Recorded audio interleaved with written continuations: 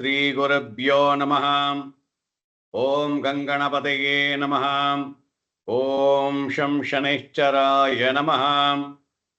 ಇಷ್ಟದೇವತಾಭ್ಯೋ ನಮಃ. ವಾರಾಹಿಯೇ ನಮಃ.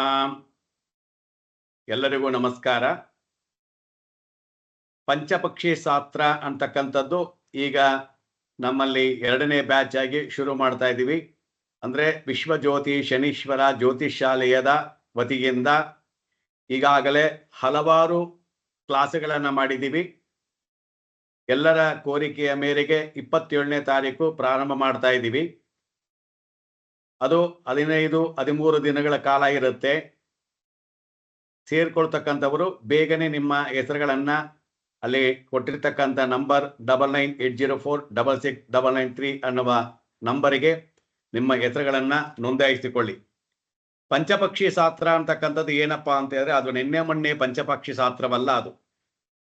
ಅದು ಬಹಳ ಗೋಪ್ಯವಾಗಿರ್ತಕ್ಕಂಥದ್ದು, ನಿಗಡವಾಗಿರ್ತಕ್ಕಂಥದ್ದು. ಪುರಾತನ ಕಾಲಗಳಿಂದಲೂ ದೇವಾನು ದೇವತೆಗಳಿಂದ ಅದನ್ನು ಆಚರಿಸಲ್ಪಟ್ಟಿರ್ತಕ್ಕಂಥ ಒಂದು ಮಹತ್ತರವಾದಂಥ ವಿಷಯ. ನಿಮಗೆಲ್ಲ ಅನುಮಾನ ಬರೋದು, ಹಾಗಾದ್ರೆ ದೇವಾನು ದೇವತೆಗಳ ಆಚಾರ ಪಟ್ಟರೆ ನಿನಗೆಲ್ಲಪ್ಪ ಸಿಕ್ತು, ನೀನೆಲ್ಲಿಂದ ಹೇಳ್ಕೊಂಬಂದೆ ಅಂತ ಕೇಳಬೇಡಿ. ಎಲ್ಲ ಶಾಸ್ತ್ರವು ಎಲ್ಲೋ ಒಂದು ಕಡೆ ಗೋಪ್ಯವಾಗಿರುತ್ತೆ. ಅದರ ಕಾಲ ಯಾವಾಗ ಹೊರಗಡೆ ಬರಬೇಕು ಅಂತ ಅದು ಅನಿಸುತ್ತೋ, ಈಗ ಉದಾಹರಣೆಗೆ ಕೆಲವರೆಲ್ಲ ನೀವು ಕೇಳಿರ್ಬೋದು, ನಿಧಿ ಒಳಗಡೆ ಇತ್ತು, ನಿಧಿ ಹೊರಗಡೆ ಬಂತು. ಪದ್ಮನಾಭನ ದೇವಸ್ಥಾನದಲ್ಲಿ ಎಷ್ಟೋ ವರ್ಷಾನುಗಟ್ಲೆ ನಿಧಿ ಇತ್ತು, ಯಾವಾಗ ಬಂತು? ಅದಕ್ಕೆ ಅಂತ ಒಂದು ಕಾಲ ಬಂದಾಗ ಹೊರಗಡೆ ಬಂತಲ್ವಾ? ಅವಾಗ ನೀವು ಯಾಕೆ ಬಂತು, ಎಲ್ಲಿಂತ ಅದಿಷ್ಟು ದಿವಸ ಅಂತ ಕೇಳೋಕ್ಕಾಗಲ್ಲ. ಹಾಗೇನೆ ಈ ಪಂಚಪಕ್ಷಿ ಶಾಸ್ತ್ರ ಅಂತಕ್ಕಂಥದ್ದು ಬಹಳ ಗೋಪ್ಯವಾಗಿ ಎಲ್ಲೋ ಒಂದು ಕಡೆ ಇತ್ತು. ಅದು ಈಗ ಕಾಲಾಯ ಬದಲಾವಣೆ ಆಗ್ತಾ ಆಗ್ತಾ ಆಗ್ತಾ ಹೊರಗಡೆ ಬರೋದಕ್ಕೆ ಶುರುವಾಗಿದೆ. ಇದರ ಮೂಲ ಉದ್ದೇಶ ಏನು ಅಂತ ಅರ್ಥ ಮಾಡ್ಕೊಳ್ಳಿ. ಒಬ್ಬ ಮನುಷ್ಯನನ್ನ ಗೆಲ್ಲಿಸೋದಕ್ಕೆ ಇರ್ತಕ್ಕಂಥ ಏಕೈಕ ಅಸ್ತ್ರ ಜಗತ್ತಿನಲ್ಲಿ ಭಗವಂತ ಕೊಟ್ಟಿರ್ತಕ್ಕಂಥದ್ದು ನಮಗೆ ಪಂಚಪಕ್ಷಿ ಶಾಸ್ತ್ರ. ಮಾನವ ಎಷ್ಟೇ ಮಾಡಿದ್ರು, ಅವನಿಗೆ ಎಷ್ಟೇ ತಿಳುವಳಿಕೆ ಹೇಳಿದ್ರು, ಅವನು ಮಾಡದ್ದನ್ನೇ ಮಾಡ್ತಾನೆ, ಕೇಳಬಾರ್ದನ್ನೇ ಕೇಳ್ತಾನೆ, ನೋಡಬಾರ್ದನ್ನೇ ನೋಡ್ತಾನೆ. ಮತ್ತೆ ಕಷ್ಟಕ್ಕೆ ಬಿದ್ದು ಭಗವಂತ ಭಗವಂತ ಭಗವಂತ ಅಂತ ಅಂತಾನೆ ಇರ್ತಾನೆ.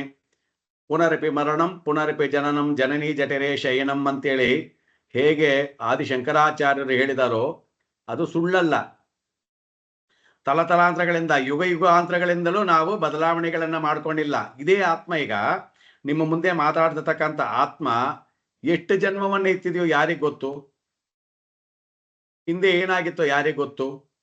ಯಾವುದೋ ಒಂದು ಮಾಡಿ ಈ ಜನ್ಮವನ್ನು ಪಡ್ಕೊಂಡಿರ್ತೀವಿ ಅಲ್ವಾ? ಹೀಗೆ ಗಿಫ್ಟ್ ಇದು. ಈ ಜನ್ಮದಲ್ಲಿ ನಮಗೆ ಇದು ಬಂದಿರತಕ್ಕಂಥದ್ದು ಒಂದು ಗಿಫ್ಟ್. ಅದು ಎಲ್ಲಿಂದ ಬಂತು? ಓದು ಜನ್ಮದಲ್ಲಿ ನಾವು ಮಾಡಿರ್ತಕ್ಕಂಥ ಪಾಪ ಪುಣ್ಯಗಳ ಅನುಸಾರವಾಗಿ ನಮಗೆ ಈ ಜನ್ಮ ಬಂದಿರುತ್ತೆ, ಈ ರೂಪ ಬಂದಿರುತ್ತೆ, ಈ ದೇಹ ಬಂದಿರುತ್ತೆ. ಆದರೆ ಒಳಗಡೆ ಇರ್ತಕ್ಕಂಥ ಆತ್ಮ ಮಾತ್ರ ಸಾಯೋದಿಲ್ಲ ಅಂತ ಭಗವದ್ಗೀತೆ ಹೇಳಿದೆ, ಶ್ರೀಕೃಷ್ಣ ಹೇಳಿದಾನೆ, ಎಲ್ಲ ಆಧ್ಯಾತ್ಮಿಕ ಚಿಂತಕರು ಹೇಳಿದ್ದಾರೆ. ಇದು ರೊಟೇಷನ್ ಅಲ್ಲೇ ಇರುತ್ತೆ. ಹಾಗಾಗಿ ಆ ಹಿಂದಿನ ಜನ್ಮದಲ್ಲಿ ಮಾಡಿರ್ತಕ್ಕಂಥ ಕರ್ಮ ಫಲವನ್ನು ಅನುಭವಿಸಬೇಕಾದ್ರೆ ಮಕ್ಕಳಿಲ್ಲ, ಮದುವೆ ಇಲ್ಲ, ನೋವುಗಳು, ಹಣ ಇಲ್ಲ, ಆಸ್ತಿ ಇಲ್ಲ, ಅಂತಸ್ತಿಲ್ಲ, ಐಶ್ವರ್ಯಗಳಿಲ್ಲ, ಈ ತರ ಹಲವಾರು ತೊಂದರೆಗಳನ್ನ ನಾವು ಹೊತ್ತುಕೊಂಡೇ ತಿರುಗ್ತಾ ಇರ್ತೀವಿ. ನಿಜವಾಗ್ಲೂ ಭಗವಂತ ಅದ ಕೊಟ್ಟಿದ್ದಾನಂದ್ರೆ ಅದಿಲ್ಲ, ಅದು ಬೇರೆ ಪ್ರಶ್ನೆ. ಹಾಗಾದ್ರೆ ಎಲ್ಲರೂ ಹಾಗೆ ಇರೋಕ್ಕಾಗದ್ರೆ ಅದು ಕಷ್ಟ. ನಾನು ಹೇಳಿದಾಗ ನೀವಿರೋಕ್ಕಾಗಲ್ಲ, ಅಥವಾ ನೀವು ಅಂದ್ಕೊಂಡಾಗೆ ನಾನು ಇರೋಕ್ಕಾಗಲ್ಲ. ಮನುಷ್ಯನಲ್ಲಿರ್ತಕ್ಕಂಥ ಗುಣಗಳು ಹೇಗೆ ಇರುತ್ತೆ? ಈಗ ನಾನು ಹೇಳ್ತೀನಿ, ಭಗವಂತ ಯಾರಿಗೂ ಕಷ್ಟ ಕೊಟ್ಟಿಲ್ಲಪ್ಪ, ಎಲ್ಲ ನಾವೇ ತಗೊಂಡು ಪ್ಲಗ್ ಮಾಡ್ಕೊಟ್ರದು, ನನಗೆ ಅದು ಬೇಕು ಅದು ಬೇಕು ಅಂತೇಳಿ. ನಮಗೆ ಚಾಪೆ ಇದ್ದಷ್ಟು ಕಾಲು ಚಾಚು ಅಂತ ಹೇಳಿದ್ರು ನಾವಿನ್ನು ಸ್ವಲ್ಪ ಎಕ್ಸ್ಟ್ರಾ ಮಾಡಿಕೊಂಡು ನಾನು ತಲೆ ಮೇಲೆ ಹೇಳ್ಕೊಂಡು ತಿರುಗ್ತಾ ಇದ್ದೀನಿ ಅಂತ ಹೇಳೋದಕ್ಕೆ ಈಸಿ. ಅದನ್ನ ಬಿಡು ಅಂತ ಹೇಳೋಕ್ಕಾಗತ್ತೆ ಅಂದ್ರೆ ನಾನು ಹೇಳೋ ಥರ ಎಲ್ಲರೂ ಬಿಡೋಕ್ಕಾಗಲ್ಲ. ಯಾಕಂದರೆ ಅವರಲ್ಲಿ ಹುಟ್ಟಿರ್ತಕ್ಕಂಥ ರಾಶಿ ನಕ್ಷತ್ರಗಳ ಅನುಸಾರವಾಗಿ ಅದು ಬದಲಾವಣೆಗಳಾಗ್ತಾ ಇರುತ್ತೆ. ಸೊ ಹಾಗಾಗಿ ಅದು ಚೇಂಜಸ್ಗಳು ಆಗ್ತಾ ಇರುತ್ತೆ. ನಾವಿಲ್ಲಿ ಹೇಳ್ತಿರೋದು ಏನಪ್ಪಾ ಅಂತಂದ್ರೆ, ಆ ಕಷ್ಟ ನಷ್ಟಗಳನ್ನ ಒತ್ಕೊಂಡು ಭಗವಂತ ಕೊಟ್ಟಿದ್ರು ಭಗವಂತ ಇನ್ನೊಂದು ಹ್ಯಾಂಡನ್ನು ಕೊಟ್ಟಿದ್ದಾನೆ ನಿಮಗೆ. ಭಗವಂತ ಎಂಥ ಕರುಣಾಮಯಿ ಅಂತ ಹೇಳಿದ್ರೆ, ಅವನನ್ನ ನೀವು ಎಷ್ಟು ಕೊಂಡಾಡೋದು ಸಾಲದು, ಸೂಕ್ಷ್ಮವಾಗಿ ಪರಿಗಣಿಸಿ ನೋಡಬೇಕು. ಯಾಕೆ ದೇವಸ್ಥಾನಗಳನ್ನಿಟ್ಟ, ಯಾಕೆ ಪುರೋಹಿತರುಗಳನ್ನಿಟ್ಟ, ಯಾಕೆ ಪೂಜಾರಿಗಳನ್ನಿಟ್ಟ, ಯಾಕೆ ವೇದಗಳನ್ನಿಟ್ಟ, ಯಾಕೆ ಜ್ಯೋತಿಷಿಗಳನ್ನಿಟ್ಟ? ಅವನ್ ತಾನೇ ಇಟ್ಟಿದ್ದು. ಅವನೇ ಬಿಟ್ಬಿಟ್ಟು ಅವನೇ ಕಷ್ಟ ಕೊಟ್ಬಿಟ್ಟು ಅವನೇ ಜ್ಯೋತಿಷಿಗಳನ್ನಿಟ್ಟ. ಎಲ್ಲೋ ಒಂದು ಕಡೆ ಅವನಿಗೆ ಸಾಫ್ಟ್ ಕಾರ್ನರ್, ನಿಮ್ಮ ಮೇಲೆ ಕರುಣೆ. ತಾಯಿಯಾದಂಥವಳ ಮಗನಿಗೆ ಒಂದೇಟು ಹೊಡಿಬೋದು. ಯಾವಾಗ ತಪ್ಪು ಮಾಡಿದಾಗ ಅವನನ್ನ ತಿದ್ದೋದಕ್ಕೆ ಬುದ್ದೋದಕ್ಕೆ ಒಂದೇಟು ಹೊಡಿಬೋದು. ಆದ್ರೆ ಅವನು ಊಟ ಇಲ್ಲ, ಉಪವಾಸ ಇದ್ದಾನೆ ಅಂತ ಹೇಳಿದ್ರೆ ಅಂತ ಕಟಕವಾದಂಥ ತಾಯಿಯಾಗಿದ್ರು ಸರಿ, ಅವನು ಎಂಥದೇ ತಪ್ಪು ಮಾಡಿದ್ರು ಸರಿ, ಕ್ಷಮಿಸೋದಕ್ಕೆ ಸಾಧ್ಯವಿಲ್ಲದಂತ ತಪ್ಪು ಮಾಡಿದ್ರು ಸರಿ, ತಾಯಿ ಆದವಳು ಏನ್ ಮಾಡ್ತಾಳೆ, ಏನೋ ಒಂಚೂರಾದ್ರು ಅವನಿಗೆ ಒಂದಿಷ್ಟು ಒಳ್ಳೇದಾಗ್ಲಿ ಅಂತ ಊಟ ಕೊಡೋದು, ತಿಂಡಿ ಕೊಡೋದು, ಇನ್ನೊಬ್ರು ಕಾಲಿಡಿಯೋದು, ರೆಕಮೆಂಡ್ ಮಾಡೋದು ಮಾಡ್ತಾಳೆ. ಅಂದ್ರೆ ಏನು, ಅವನನ್ನ ಕಾಪಾಡಬೇಕು, ಅವನು ಒಳ್ಳೆ ದಾರಿಗೆ ತರಬೇಕು ಅಂತ. ಅದೇ ರೀತಿ ಪಂಚಪಕ್ಷಿಯನ್ನು ಕೊಟ್ಟಿರೋದು ಭಗವಂತ ಏನಕ್ಕೆ ಅಂತ ಹೇಳಿದ್ರೆ, ನೀವು ನಿಮ್ಮದಲ್ಲಿ ಬದಲಾವಣೆ ಮಾಡ್ಕೊಳ್ಳಿ, ನಿಮ್ಮನ್ನು ನೀವು ಗೆಲ್ಲಿಸ್ಕೊಳ್ತಕ್ಕಂಥ ಒಂದೇ ಒಂದು ಏಕೈಕ ಅಸ್ತ್ರ ಅಂತಕ್ಕಂಥದ್ದು ಪಂಚಪಕ್ಷಿ ಶಾಸ್ತ್ರ. ಇದನ್ನ ನೀವು ಉಪಯೋಗಿಸಿ ಏನಾದರೂ ಮಾಡ್ತೀವಿ ಅಂತ ಹೇಳಿದ್ರೆ, ಯಾವುದೇ ವಿಧವಾದಂಥ ಕೆಲಸಗಳನ್ನ ನೀವು ಜಯಗಳಿಸಬೇಕು, ಯಾವುದೇ ವಿಷಯದಲ್ಲಿ ನೀವು ಅಭಿವೃದ್ಧಿಯನ್ನ ಪಡೆಯಬೇಕು ಅಂತ ಹೇಳಿದ್ರೆ ಈ ಒಂದು ಶಾಸ್ತ್ರದ ಮುಖಾಂತರವಾಗಿ ಪಡೆಯಬಹುದು. ಇದಕ್ಕೇನು ನೀವು ಜ್ಯೋತಿಷ್ಯ ಕಲಿತಿರಬೇಕು ಅಂತ ಏನು ಇಲ್ಲ.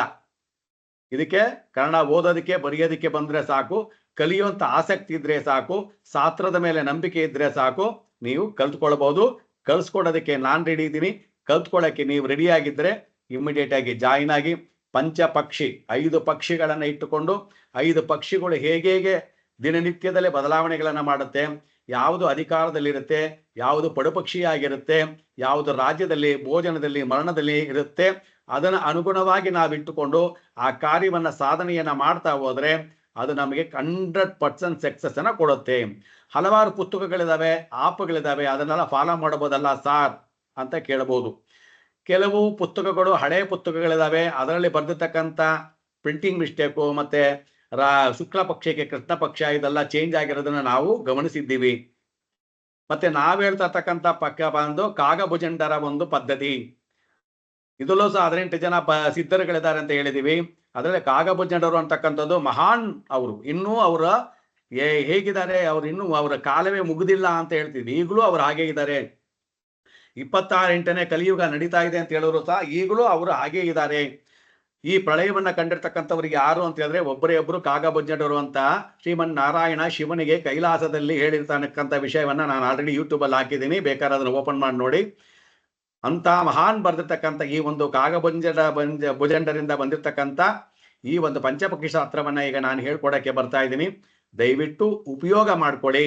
ನಮ್ಮ ಕರ್ನಾಟಕ ಜನಗಳಿಗೆ ನಾನು ರಿಕ್ವೆಸ್ಟ್ ಮಾಡ್ಕೊಳ್ತೀನಿ, ತಮಿಳ್ನಾಡಲ್ಲಿ, ಆಂಧ್ರದಲ್ಲಿ ಕೆಲವು ಕಡೆ ಎಲ್ಲ ಇದನ್ನು ತುಂಬಾ ಯಥೇಚ್ಛವಾಗಿ ಉಪಯೋಗ ಮಾಡಿ ಅವರು ಸಕ್ಸಸ್ ಅನ್ನ ಕಂಡುಕೊಂಡಿದ್ದಾರೆ. ನೀವು ಯಾಕೆ ಸುಮ್ಮನೆ ಅದನ್ನ ಯೂಸ್ ಮಾಡ್ಕೊಳ್ದಲೇ ಇದ್ದೀರಾ? ನಮ್ಮ ಬೇರೆ ಯಾವಾಗ್ಲೂ ರಾಶಿ ನೋಡು, ಲಗ್ನ ನೋಡು, ದಶಾ ನೋಡು, ಭುಕ್ತಿ ನೋಡು, ಅಂತರ ನೋಡು, ಅದರಲ್ಲಿ ಎಷ್ಟು ಅಂತ ನೀವು ಮಾಡ್ತೀರ, ನೋಡಬಹುದು ಅಷ್ಟೇ. ಗೆಲ್ಲೋದಕ್ಕೆ ಸಾಧ್ಯ ಅಂತ ಹೇಳಿದ್ರೆ ಸಾಧ್ಯವಿಲ್ಲ. ಗೆಲ್ಲಬೇಕು ಅಂತ ಹೇಳಿದ್ರೆ ನಿಮಗೆ ಏನಾದ್ರೂ ಒಂದು ಅಸ್ತ್ರ ಬೇಕು. ಯಾವುದೇ ಜ್ಯೋತಿಷಿಗಳಾದಂಥವರಿಗೆ ಒಂದು 3-4 ಅಸ್ತ್ರಗಳಿರಬೇಕು. ಒಂದು ಅವರು ನಾಡಿ ಆದ್ರೆ ಕಲ್ತಿರಬೇಕು, KP ಆದ್ರೆ ಕಲ್ತಿರಬೇಕು, ಪರಾಶರ ಆದ್ರೆ ಕಲ್ತಿರಬೇಕು, ಅದು ಶಾಸ್ತ್ರವನ್ನು ಹೇಳೋದಕ್ಕೆ. ಅದಾದ ಮೇಲೆ ಒಂದು ಪ್ರಶ್ನಾಶಾಸ್ತ್ರವನ್ನ ಕಲ್ತಿರ್ಬೇಕು. ಒಂದು ಜಾಮಕೋಲ ಆಗಿರ್ಬೋದು, ಒಂದು ಅಥವಾ ಕವಡೆ ಪ್ರಶ್ನೆ ಆಗಿರ್ಬೋದು, ಅಥವಾ ಅಷ್ಟಮಂಗಲ ಪ್ರಶ್ನೆ ಆಗಿರ್ಬೋದು, ಯಾವುದಾದ್ರು ಪ್ರಶ್ನಾಶಾಸ್ತ್ರವನ್ನ ಕಲ್ತಿರ್ಬೇಕು. ಅದಾದ ಮೇಲೆ ಪರಿಹಾರವನ್ನು ಕೊಡ್ತಕ್ಕಂಥ ಮುಹೂರ್ತ ಭಾಗವನ್ನ ಕಂಡಿರಬೇಕು, ಇಲ್ಲ ಜಾಮಕೋಲ್ ಮುಹೂರ್ತವನ್ನ ಕಂಡಿಡಿದಿರಬೇಕು, ಇಲ್ಲ ಪಂಚಪಕ್ಷಿ ಮುಹೂರ್ತವನ್ನಾದರೂ ಅವರು ತಿಳಿದುಕೊಂಡಿರಬೇಕು. ಪಂಚಪಕ್ಷಿ ಶಾಸ್ತ್ರ ಮುಹೂರ್ತವನ್ನ ನೀವು ದೊಡ್ಡದಾಗಿ ಎಲ್ರೂ ಅಂದ್ರೆ ಏನು 27 ನಕ್ಷತ್ರಗಳು, 12 ರಾಶಿಗಳು, 108 ಪಾದಗಳು ಅದೆಲ್ಲ ಹೋಗೋ ಅವಶ್ಯಕತೆಗಳೇ ಇಲ್ಲ.